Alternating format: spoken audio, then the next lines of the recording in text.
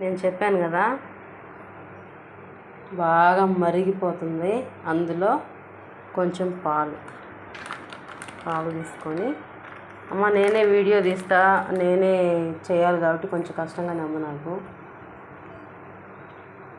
సరిపోతాయని అనుకుంటున్నా. బాగా చక్కగా మంచి కలర్లో వచ్చాయి. నేను ఈ కలర్ని ఎక్కువ ఇష్టపడతా. అవి కొంచెం బాగా మరగనిచ్చి పంచదార కూడా వేసేసాను.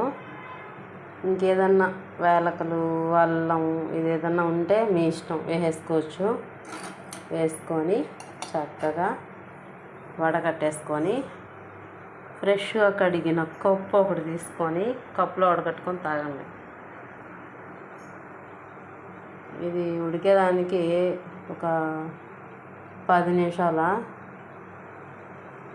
పడుతుంది. నేను ఆ వీడియో కూడా పెడతా.